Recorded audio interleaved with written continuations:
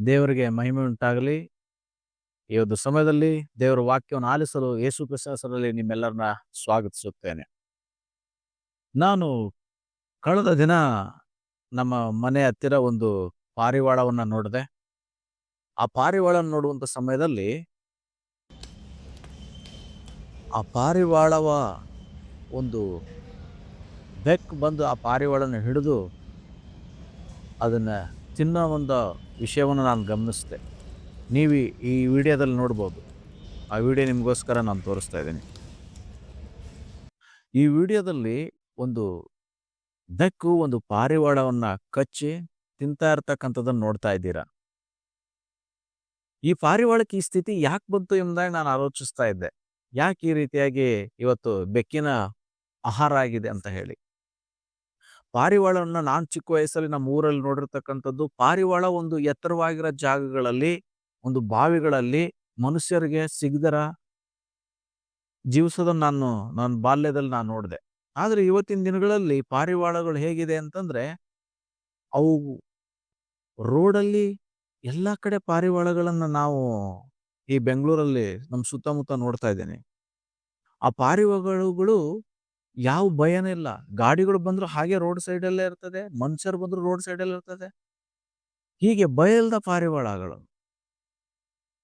ಇವುಗಳು ನೋಡುವಾಗ ನಾನು ನೆನೆಸ್ಕೊಂಡೆ, ಏನಪ್ಪ ಈ ರೀತಿಯಾಗಿದೆ ಪಾರಿವಾಳಗಳು ಅಂತ ಹೇಳಿ. ಆಮೇಲೆ ಈ ಬೆಕ್ಕು ನೋಡಿ ಪಾರಿವಾಳವನ್ನು ತಿಂತಾ ಇದೆ.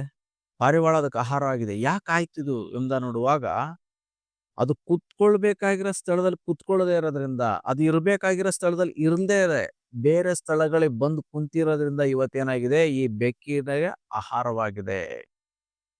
ಅಂದ್ರೆ ಅದರ ಸ್ಥಳವನ್ನ ಅದು ಬಿಡ್ತು.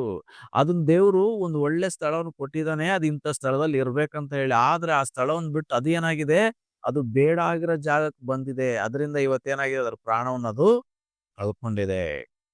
ಅಂದ್ರೆ ಈ ಒಂದು ಘಟನೆಯಿಂದ ನನ್ನ ಮನಸ್ಸಿನಲ್ಲಿ ಬಂದಂತ ಸಂದೇಶ ಏನು ಅಂತಂದ್ರೆ, ಕೊಲಸ್ಯ ಪತ್ರಿಕೆ 3ನೇ ಅಧ್ಯಾಯ ವಚನ 1-2 ಈ ರೀತಿಯಾಗಿ ಹೇಳ್ತಾ ಇದೆ ಅಲ್ಲಿ. ಆದ ಕಾರಣ ನೀವು ಕ್ರಿಸ್ತ ಯೇಸುವಿನೊಂದಿಗೆ ಎಬ್ಬಿಸಲ್ಪಟ್ಟಿರುವುದರಿಂದ ಮೇಲಿರುವವುಗಳನ್ನ ಹುಡುಕಿರಿ. ಅಲ್ಲಿ ಕ್ರಿಸ್ತನು ದೇವರ ಬಲಗಡೆಯಲ್ಲಿ ಆಸನಾರೂಢನಾಗಿದ್ದಾನೆ. ಮೇಲಿರುವವುಗಳ ಮೇಲೆ ಮನಸ್ಸಿಡ್ರಿ, ಭೂ ಸಂಬಂಧವಾದವುಗಳ ಮೇಲೆ ಮನಸ್ಸಿಡ್ಬೇಡ್ರಿ ಎಂಬುದಾಗಿ ದೇವರ ವಾಕ್ಯದಲ್ಲಿ ನಾವು ನೋಡ್ತಾ ಇದ್ದೇವೆ ಪ್ರಿಯರೇ. ಅಂದ್ರೆ ನಮ್ಮ ಜೀವಿತಗಳಲ್ಲಿ ಸಹ ದೇವರು ಏನ್ ಮಾಡಿದ್ದಾನೆ ಅಂದ್ರೆ, ಒಂದು ಸ್ಥಾನವನ್ನು ಕೊಟ್ಟಿದ್ದಾನೆ. ನಮ್ಮನ್ನ ಈ ರೀತಿಯಾಗಿ ಇರ್ಬೇಕು ಎಂಬುದಾಗಿ ನಮ್ಮನ್ನ ಇಟ್ಟಿದ್ದಾನೆ. ನೀನ್ ಇಲ್ಲಿರ್ಬೇಕು ಎಂಬುದಾಗಿ ದೇವರು ನಮ್ಮನ್ನ ಇಡುವಾಗ ನಾವೇನ್ ಮಾಡಿದ್ದೇವೆ, ಆ ನಮ್ಮ ಸ್ಥಳವನ್ನ ಬಿಟ್ಟು ನಾವು ಎಲ್ಲಿ ಇರಬಾರ್ದು ಆ ಸ್ಥಳಕ್ಕೆ ನಾವು ಹೋಗಿ ಏನ್ ಮಾಡ್ತಾ ಇದ್ದೇವೆ, ಸೈತಾನನ ಬಲೆಗೆ ಸಿಕ್ಕಾಕೊಳ್ತಾ ಇದ್ದೇವೆ. ಈ ಪಾರಿವಾಳ ಹೇಗೆ ಆ ಬೆಕ್ಕಿನ ಬಾಯಿಗೆ ಸಿಕ್ಕಿದೋ ಹಾಗೆ ನೀವುಗಳು ಏನ್ ಮಾಡ್ತಾ ಇದ್ದೇವೆ ಅಂತಂದ್ರೆ, ನಮ್ಮ ಸ್ಥಳವನ್ನ ಬಿಟ್ಟು, ದೇವರು ನಮಗೆ ನಿಗದಿಪಡಿಸಿದ ಸ್ಥಳವನ್ನ ಬಿಟ್ಟು, ದೇವರು ನಮ್ಮ ಕುರಿತಾಗಿ ಯೋಜಿಸಿರುವಂತ ಯೋಜನೆಯನ್ನ ಬಿಟ್ಟು ನಾವೇನಾಗಿದ್ದೇವೆ ಅಂತಂದ್ರೆ, ಇವತ್ತು ಕೆಳಗಡೆ ಬಂದಿದ್ದೇವೆ. ಭೂ ಸಂಬಂಧವಾದ ವಿಷಯಗಳ ಮೇಲೆ ತಲೆ ಹಾಕಿದ್ದೇವೆ. ಆ ವಿಷಯದಲ್ಲಿ ನಾವು ತೊಡಗಿದ್ದೇವೆ. ಕಾರಣ ಹಾಗೆ ತೊಡಗುವಾಗ ಸೈತಾನ್ ಏನ್ ಮಾಡ್ತಾನೆ, ನಮ್ಮನ್ನು ಹಿಡಿತಾನೆ. ಬೆಕ್ಕು ಹೇಗೆ ಪಾರಿವಾಳ ಹಿಡಿತೋ ಹಾಗೆ ನಮ್ಮನ್ನು ಸೈತಾನ್ ಹಿಡಿತಾನೆ. ಹಿಡಿದ್ಬಿಟ್ಟು ಏನ್ ಮಾಡ್ತಾನೆ, ನಮ್ಮನ್ನು ನಾಶ ಮಾಡ್ತಾನೆ. ಅದರಿಂದ ನಾವೇನ್ ಮಾಡ್ಬೇಕಾಗಿದೆ, ಈ ಭೂ ಸಂಬಂಧವಾದವುಗಳ ಮೇಲೆ ಗಮನ ಇಡಬಾರ್ದು. ಭೂ ಸಂಬಂಧವಾದವುಗಳು ಪಾಪಕ್ಕೆ ನಡೆಸ್ತದೆ, ನಮ್ಮನ್ನ ದೇವರಿಂದ ದೂರ ಮಾಡ್ತದೆ, ಅದು ಸೈತಾನ್ನ ಬಲೆಗೆ ಸಿಕ್ಕಾಕೊಳ್ಳುವಂತೆ ಮಾಡ್ತದೆ ಭೂ ಸಂಬಂಧವಾದ ಕಾರ್ಯಗಳು. ಹಾಗಾದ್ರೆ ಈ ಭೂ ಸಂಬಂಧವಾದವುಗಳು ಕಾರ್ಯಗಳು ಯಾವುದು ಎಂಬುದಾಗಿ ನೋಡುವಾಗ ಏನಿದೆ, ಭೂ ಸಂಬಂಧವಾದ ಕಾರ್ಯಗಳು ಶರೀರದ ಬಯಕೆಗಳು, ಶರೀರದ ಇಚ್ಛೆಗಳು, ಪಾಪದಿಂದ ತುಂಬಿರ್ತಕ್ಕಂಥ ಜೀವಿತ, ಅನೀತಿ, ಅಧರ್ಮ, ಅಪಾಯಗಳನ್ನು ತಂದೊಡ್ತಕ್ಕಂಥ ಸನ್ನಿವೇಶಗಳು. ಇಂಥವುಗಳ ಮೇಲೆ ಈ ಶರೀರ ಇದು ಬಯಸ್ತಕ್ಕಂಥ ಬಯಕೆಗಳ ಮೇಲೆ ಮನಸ್ಸಿಡುವಾಗ, ಇದರ ಇಚ್ಛೆಗಳನ್ನು ತೀರಿಸಲಿಕ್ಕೆ ನಾವು ಮುಂದಾಗುವಾಗ ನಾವು ಭೂ ಸಂಬಂಧವಾದ ಭಾವವನ್ನು ಹೊಂದಿಕೊಳ್ತೇವೆ.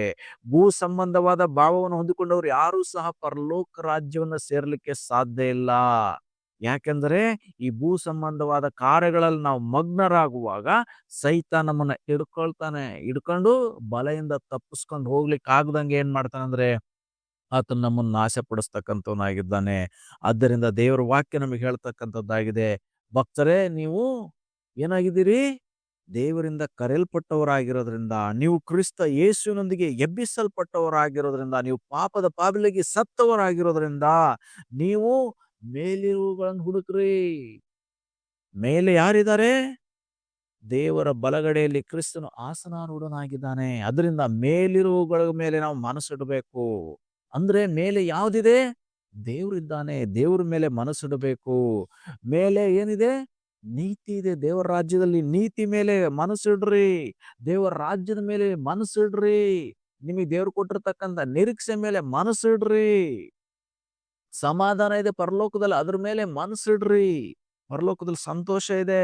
ದೇವರೊಂದಿಗೆ ಜೀವಿಸ್ತಕ್ಕಂತ ಒಂದು ಒಳ್ಳೆ ಅವಕಾಶ ನಮಗಿದೆ ಮುಂದೆ. ಅವುಗಳ ಮೇಲೆ ಮನಸ್ಸಿಡ್ರಿ.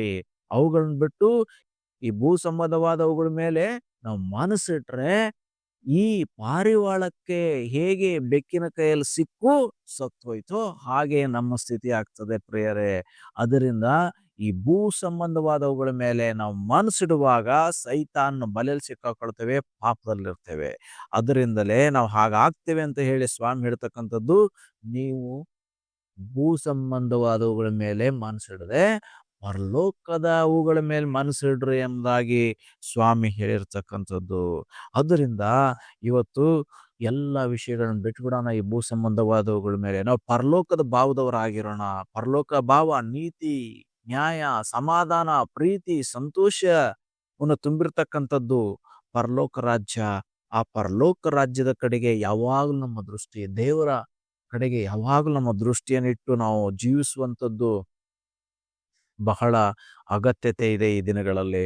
ಯಾಕಂದ್ರೆ ಈ ದಿನಗಳು ಕೆಟ್ಟವುಗಳಾಗಿವೆ. ಅದರಿಂದ ನಾವು ಈ ಭೂ ಸಂಬಂಧವಾಗಿರ್ತಕ್ಕಂಥ ಸಂಗತಿಗಳು, ನಮ್ಮ ಅಕ್ಕಪಕ್ಕ ಜನ ಏನ್ ಮಾಡ್ತಾರೆ, ನಮ್ಮ ಕೆಲಸ ಸ್ಥಳದಲ್ಲಿ ನಮ್ಮ ಸಹಪಾಠಿಗಳು ಏನ್ ಮಾಡ್ತಾರೆ, ನಮ್ಮ ಸುತ್ತಮುತ್ತ ಜನರು ಹೇಗೆ ಜೀವಿಸ್ತಾರೆ, ಇವುಗಳ ಮೇಲೆ ಮನಸ್ಸಿಟ್ಟು ಅವರಂತೆ ನಾವು ಸಹ ಪಾಪದಲ್ಲಿ ಬಿದ್ದು ನರಳಾಡ್ದಂಗೆ, ಈ ಲೋಕದವ್ರನ್ನ ನಾವು ಅನುಸರಿಸ್ದಂಗೆ ನಾವು ದೇವರನ್ನು ಅನುಸರಿಸೋಣ.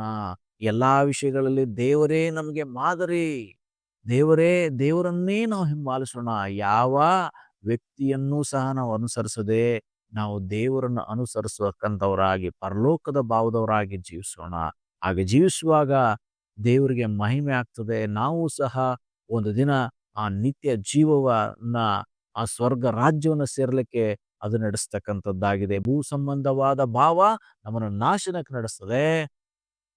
ಮೇಲಿರುವವುಗಳ ಮೇಲೆ ಮನಸ್ಸಿಡ್ತಕ್ಕಂಥದ್ದು. ಪರಲೋಕದ ಭಾವದವರಾಗಿರುವಾಗ ನಾವು ಮೇಲಿರುವವುಗಳನ್ನ ಹುಡುಕುವಾಗ, ದೇವರಿಂದ ಬರ್ತಕ್ಕಂಥವುಗಳನ್ನ ಹುಡುಕುವಾಗ ನಿತ್ಯ ಜೀವನ ಉಂಟು ಮಾಡ್ತಕ್ಕಂಥದ್ದಾಗಿದೆ. ದೇವರು ಇವತ್ತು ನಮ್ಮನ್ನು ಕರೆದಿರ್ತಕ್ಕಂಥದ್ದು ಆ ನಿತ್ಯ ಜೀವನ ಪಡೆಯುವುದಕ್ಕಾಗಿ ದೇವರು ನಮ್ಮನ್ನು ಕರೆದಿದ್ದಾನೆ.